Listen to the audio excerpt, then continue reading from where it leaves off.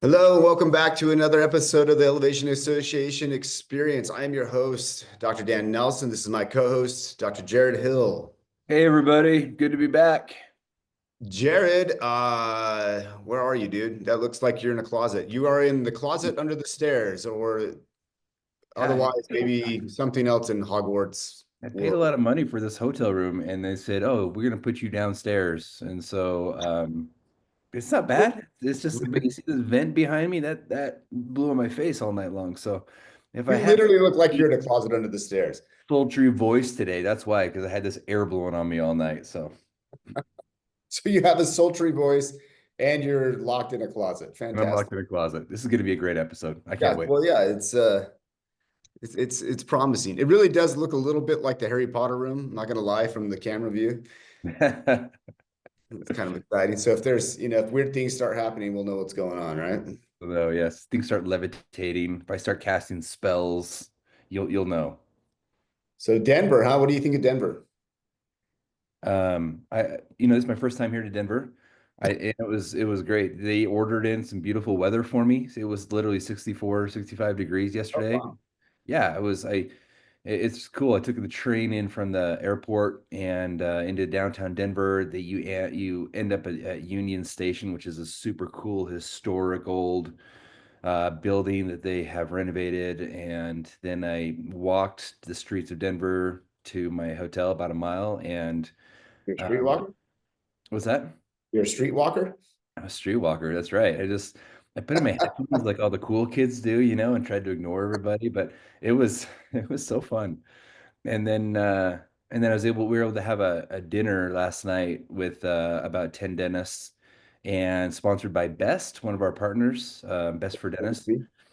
They're fantastic. Recommend them to anybody. And we were able to have an awesome discussion on KPIs. So I think that is one of the things that we bounce across all the time, right? Like we talk, our so much of Elevation Association is built on KPIs, and we run our practice, evaluating and using KPIs all the time.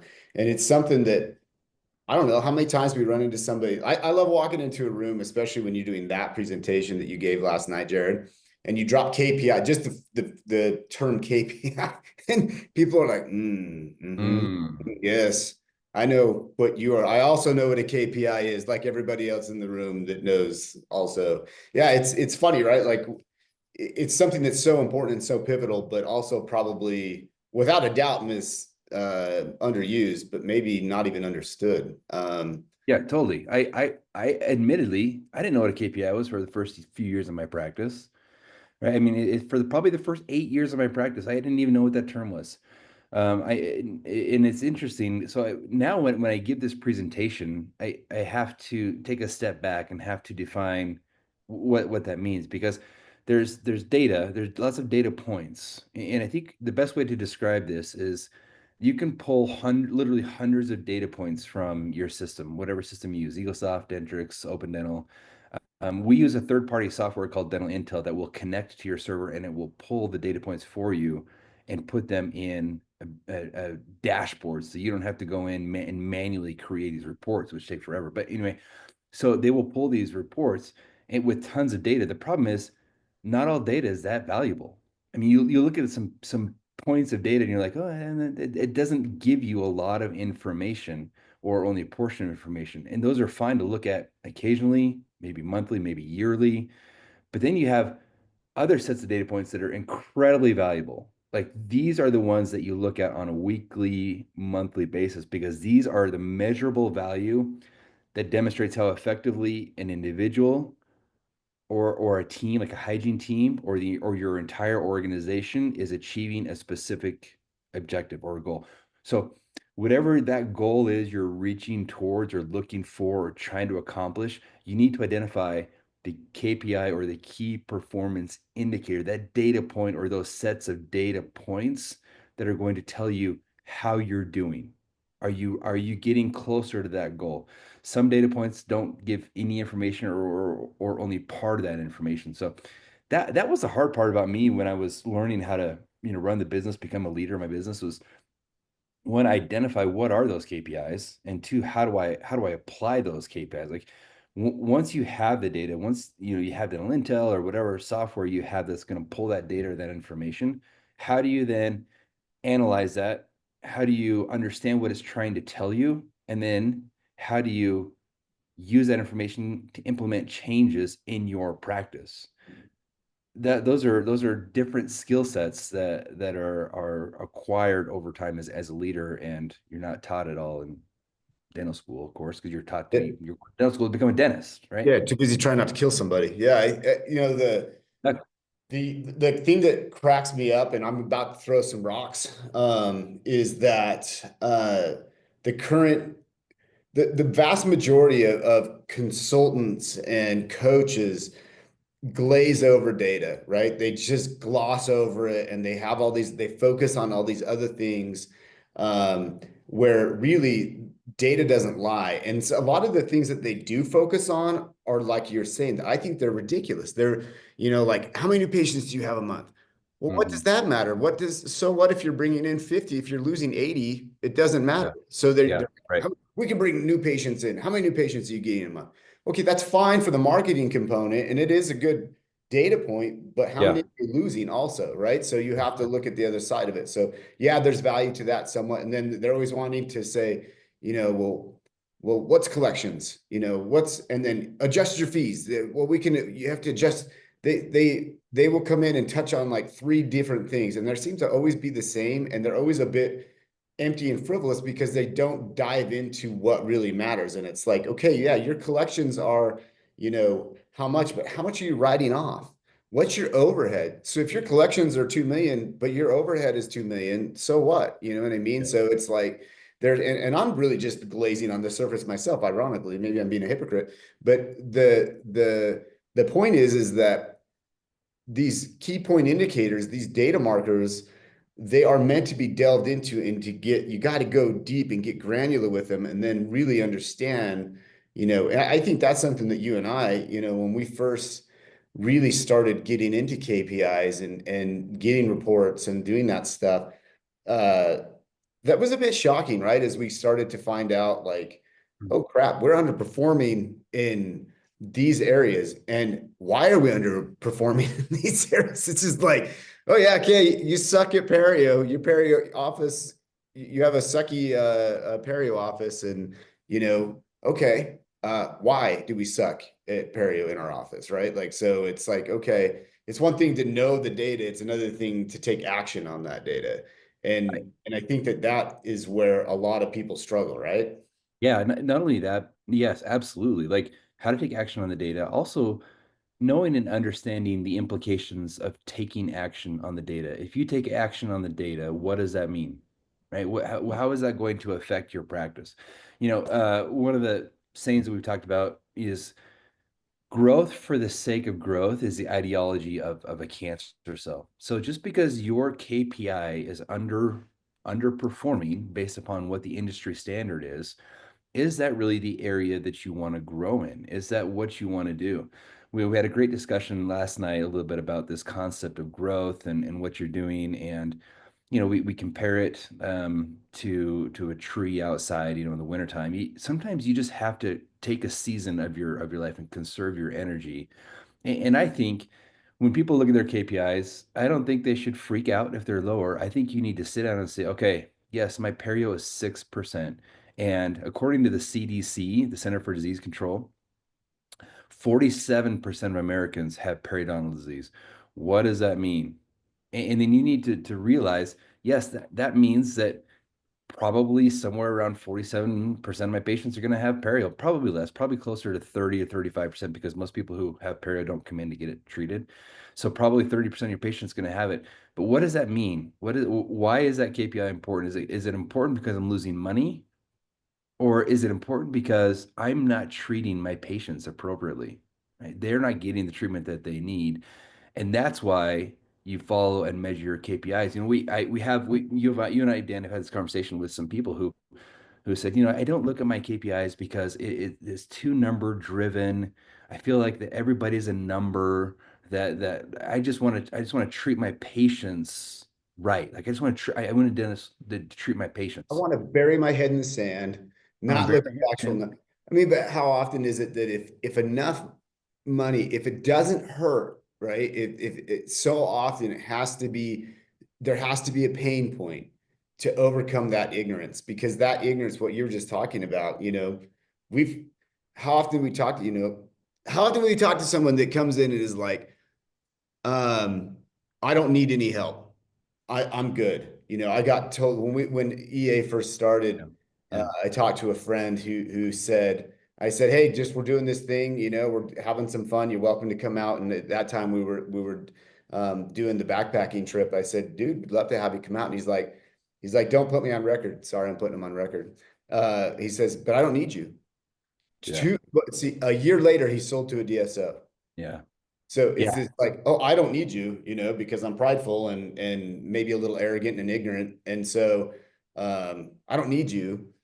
And meanwhile, his practice was tanking and he sold it to a DSO. And so it's that situation that you're talking about right there. And that again, I'm chucking rocks here and I'm probably making some people upset, but it's the truth, and it's a hard truth. And it's, I don't think that there's very many of us that haven't fallen into that trap before, where it's like, don't want to admit that things aren't maybe going how you want them to go. And, enough money's hitting the account. So if the only measurement we're using is money, then life is good. Never mind that I'm working 7 days a week or 6 days a week, and I'm working, 10-hour days. I'm burning out. My staff is ruling the roost. It's the Lord of the Flies in my office. I'm getting absolutely clobbered by insurance, and I'm a total slave to insurance and people coming in and letting them dictate everything. But it's okay because money's hitting the bank. What else do I need, right? So it's so one-sided, and it's unfortunate because I think that's the other thing, and that's a topic for another um, podcast. But burnout is so bad in our profession, and when we were in Nicaragua, that came up over and over and over again, was Yeah. burnout, burnout, Right. burnout, right? And so, but if people aren't tracking and optimizing, it's inevitable, because you're just going to be on that treadmill, just grinding it out and not really knowing, like, where can I improve? What's not working? How, what's something that I can change today? You don't know. And that's Well, hard. That's hard. and I think the thought process of, I don't want to look at my numbers because I don't want to treat my patient like a numbers. I just want to treat my patients right. I just want to do the dentistry and take care of them. I think is a fallacy because we didn't know that we weren't treating our patients correctly until we looked at the numbers. It Great wasn't point. until it was revealed to us that the people who should have been receiving the perio treatment, who were had a periodontal disease, were not informed of it, were not being treated for it, and we had no idea that was a problem in our practice until we looked at the numbers. So you shouldn't those shouldn't be exclusive. You should be looking at the numbers. One, yes, for you, the business aspect, for the money aspect, for the efficiency aspect, optimization aspect. But two, your numbers can tell you lots of different stories, and one of those stories is how well your patients are being treated and taken care of within your practice. So a lot of reasons to look at KPIs, and maybe this would be a great time to maybe dig into a couple of the biggest KPIs or most important KPIs. Before we do that too, Jared, I want to just Yeah. talk about the flip side of that. And it's how are insurance companies treating us? Yeah. Oh, interesting. So, as we treat the patients, and maybe we're, not giving some, patients the full credence they deserve, like you were just talking about. On the flip side, insurance companies, I like that you always compare insurance companies to a partner. And I think you have to do that. I think you have to look at it and say, okay, they're coming in as a partner. Do they fit our core values, right? And how are they treating us?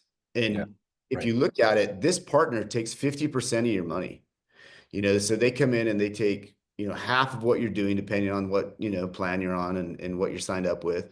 But what effect does that have on your practice? What effect does that have on your lifestyle, your mindset, your well-being, and all that? And so there's other sides of this. And if you don't know how much you're writing off, Mm-hmm. you know, if you don't know what impact that partnership is having, then you can't. And we talked to a lot of practice owners that actually don't want to get out of insurance. They're like, no, we're making this work and it works great for us.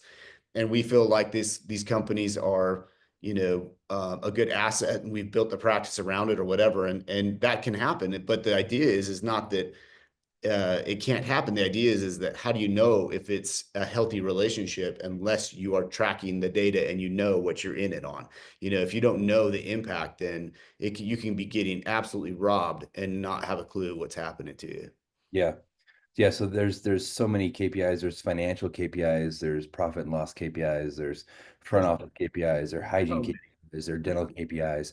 There's so many KPIs to look at and to talk about. And part of your job as our job as business owners is to have a pulse on that, and to identify, you have to find a system to be able to evaluate those in an efficient manner. You can't be going in and pulling these reports and checking these KPIs on your own. You would spend 40 hours a week alone doing that.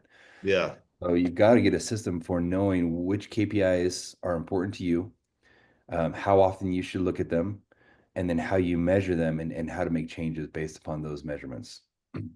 Yeah, I think you're going to get into some KPIs, some key point indicators. Some of the favorites.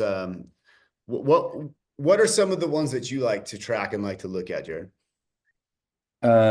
So the ones I like to track and look at are similar to the ones that Dental Intel has identified as important. You know what is interesting, and you alluded to this earlier, Dan. There's a typical traditional KPIs that a lot of consultants or coaches or brokers, when they try and sell you a practice, will bring up, right? They say, oh, and they're always the same. It's almost like the show Moneyball. They're always the same. They're always using the same stuff. Oh, the new patients, the production and collections. Well, those are only half the story. You can have a practice with, like you said, 40 new patients a month that is producing $2 million a year in production and collecting $1.95 million a year. And you think, oh man, this is a great practice. People are coming in, it's really efficient. When in actuality, you're losing 50 patients a month. So you have a net growth of actually -10 per month. So you're bleeding patients when it took you when you're maybe are with every insurance under the sun. So in order for you to produce $2 million, you're working 195 or 200 days a year, which is ridiculous. And then maybe your UCR, maybe your fees are set with the insurance company. So you're actually producing closer to $4 million, but only collecting $3 million, collecting $1.95 million. So you're adjusting or writing off 60% or whatever, 50% of your fees. So the KPIs that I like, that I think are really cool, the one that's affected us and our practice most versus is the annual patient value. And what I think is cool about this one, this was identified maybe as the top KPI from Dental Intel as well. And My it's super favorite. super easy to figure out in on a surface level, but what's cool is you can dive deeper into this KPI and become more granular and get more valuable information. So on the surface, this KPI is easy to figure out. Your patient annual values, you take your revenue from last year and the amount of patients you saw. You don't take your active patient base, because active patient base includes 18 months. So maybe patients you didn't see, maybe 6 months of patients that you didn't see. So you take all the patients that you saw the last year, you take your revenue, divide it by that, and that gives you your annual patient revenue value. How much was each patient worth? Which is a great number. However, not all groups of patients are worth the same amount of money. What do I mean by that? You have people on different plans which are more valuable than other people. For example, at Wood River Dental Care, in our practice, Anna's practice, we have divided our groups of people, our patients, into three different groups. We have our insurance patients, specifically our Delta. We're only preferred providers for Delta right now. And we have our cash paying patients, and then we have our patient benefit plan member patients. Those are all patients, and we saw all three of those groups of patients last year, but they're not all worth the same amount of money. So we had to dive in and do a granular research. Thank you, Ryan. Appreciate all of your work on that. Took took more brain power than Dan and I have combined. And he divided all that up, and we figured out that our annual patient value for our Delta patients was around $850. which isn't terrible, but it was the lowest of the three. The next was a little surprising to us. The next was a cash patient, and our cash patient was worth about 950 bucks. And the reason why, excuse me, the reason why a cash patient, well, let me give the next one. The patient benefit plan patient was worth almost $1,500 per patient, which was a little mind blowing for me, unless you take a step back and think about it. Somebody who's on a plan, somebody who signs up for something, somebody who has the Costco membership or the Amazon membership is going to take advantage of that membership. They're going to spend more because they have that benefit that they're going to use. And when it's an unlimited benefit like ours is, they're going to do more dentistry.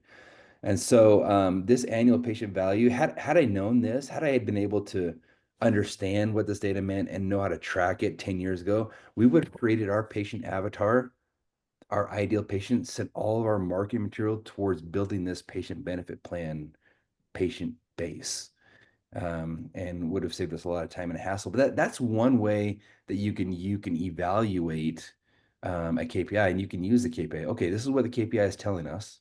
Let's dive deeper into that one specific KPI, and then here's how we're going to implement change based upon the information that that KPI has given us. It's cool. Yeah, and you can take it actually a step further, and Ryan's gonna hate that I'm saying this, because it's a pain in the butt, but it is important to do, is that you can actually break down your annual patient value by insurance.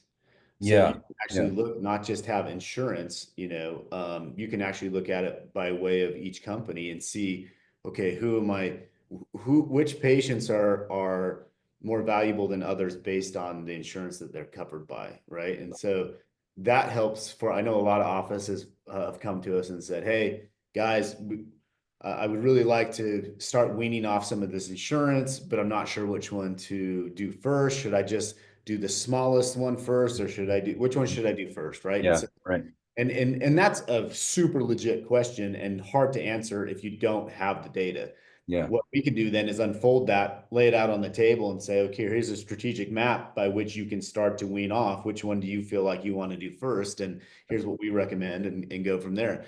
But it's annual patient value is a completely underutilized KPI, and it's hands down I think the coolest one that exists. Jordan Comstock and I have talked quite a bit of that on the Automatic Patient podcast, because he obviously they're highly invested in patient benefit plans, for offices, and how important those are, especially if you are going off of insurance company. But again, you're not going to know, like, okay, how can I structure this if you don't have the information and you can get tactical about it, right? absolutely. No, it only adds to your strategy. So, like you talked about, a very popular strategy for getting out of insurance is to look at how many people are on that insurance plan and then just nix the least amount of people on that plan. And that may end up being how you go about it, but it would be good to know, hey, that insurance company is actually way more valuable than this other one. So I'm going to hold on to that one a little bit longer. It may change your strategy a little bit. So it helps to have the information to make a more informed decision rather than just kind of going off of a gut feeling or a single strategy. Totally. Well, what's your favorite KPI, Dan? What's another one that you like?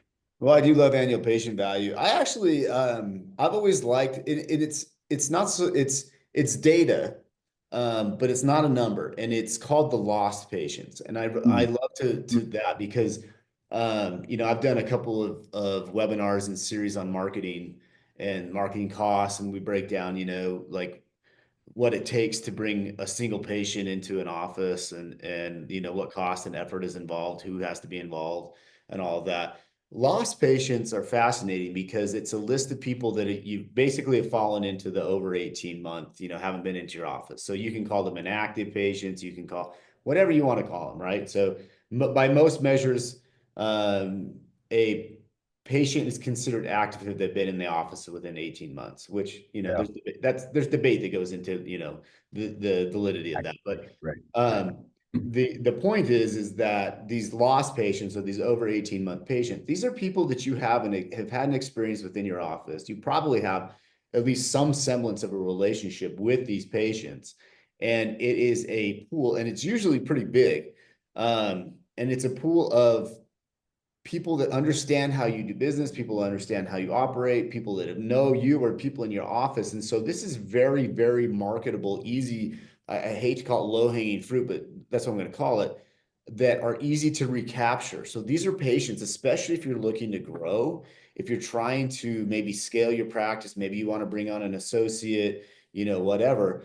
You have this pool of patients that the other thing that's interesting about these lost patients, a lot of times it's not that they've transferred to another office. It's out of sight, out of mind. For whatever reason, they've lost contact with your office. That's why we call them lost.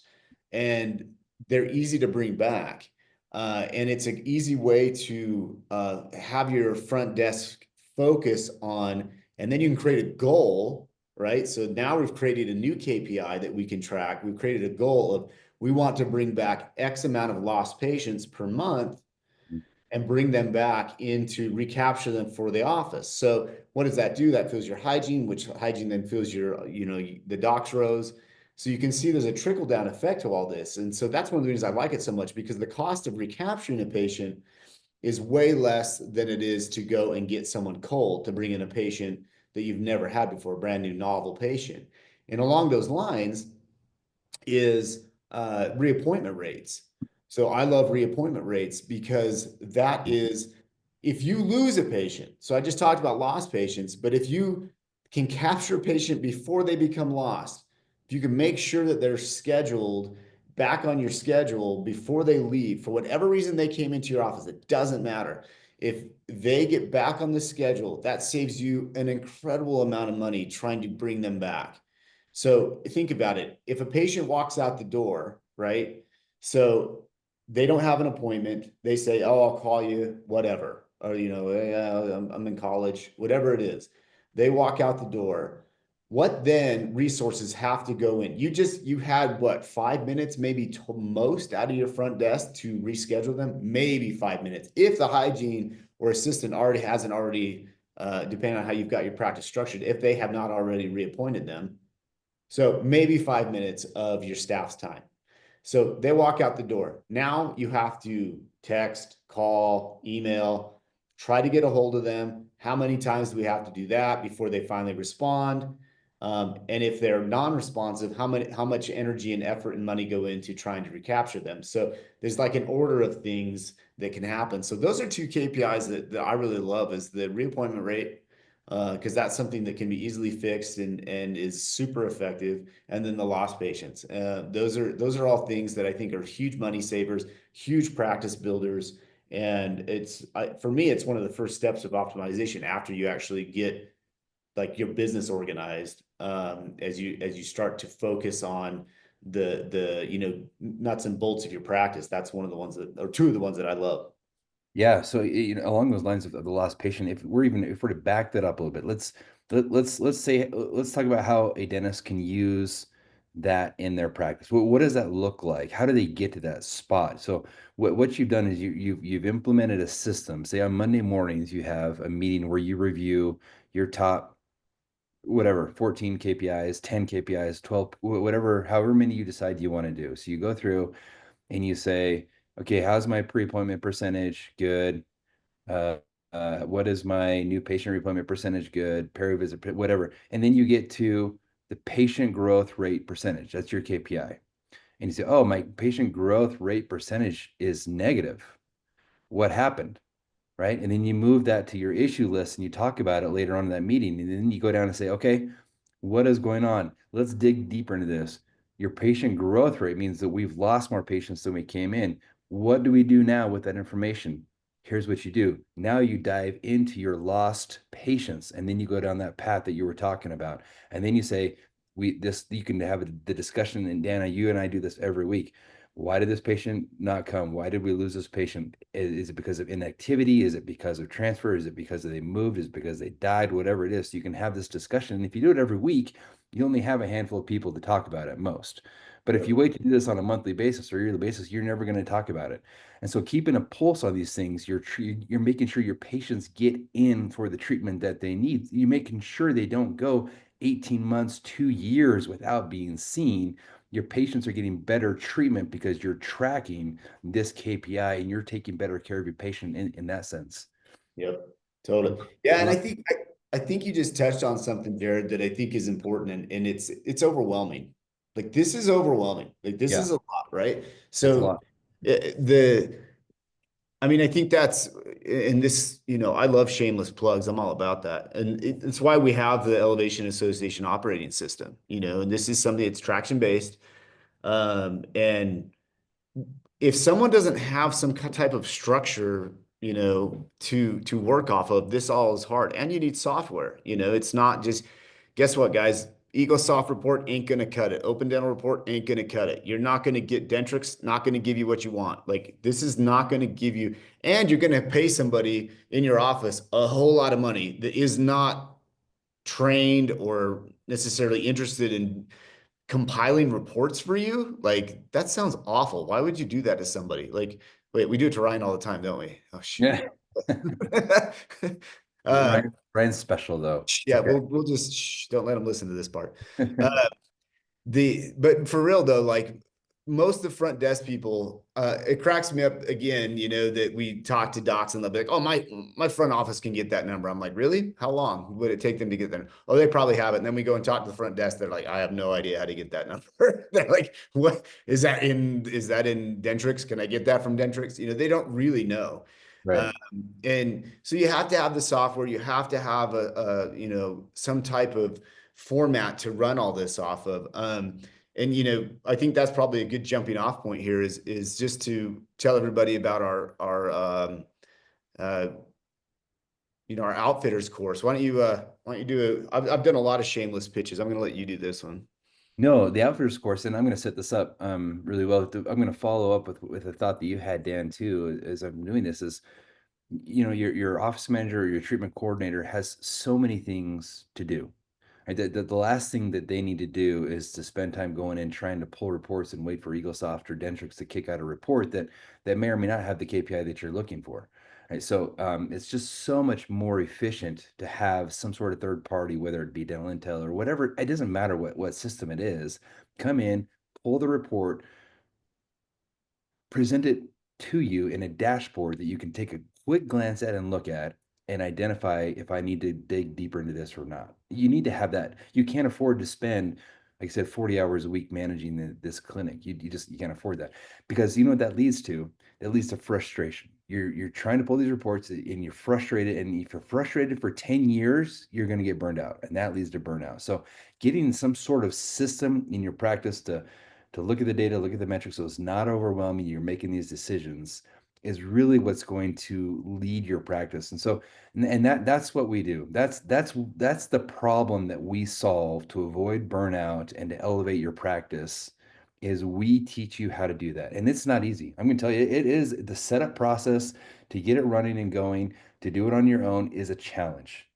It's frankly, it is. So it's going to dental school, learning to become a dentist. You know what I mean? They teach you to be a dentist, but not necessarily to be a business person. Right. So it's a front end heavy. It's front end heavy, and so we offer this awesome 2 day course where you come on a Friday and a Saturday, and you bring your laptop, and we help you download the software. We help you fill out your scorecard. We help you identify your KPIs. We help you identify the system that you're going to use in order to implement this, and we spend 2 days straight getting everything organized, ready to go. So when you go back on Monday, you're rolling. You're ready to go. It is the course that I wish I would have had 10 years ago, 15 years Yeah. ago. I really Yeah. wish if I would have had this 15 years ago, I would have saved myself so much time and effort and stress, and I'd probably still have some of my hair left, but I don't, and it's all gray now, and I'm only 47 years old. So it's so much this, in my opinion, this is the biggest thing that leads to burnout, overwork and not understanding why, because we put our heads down, we grow for growth's sake,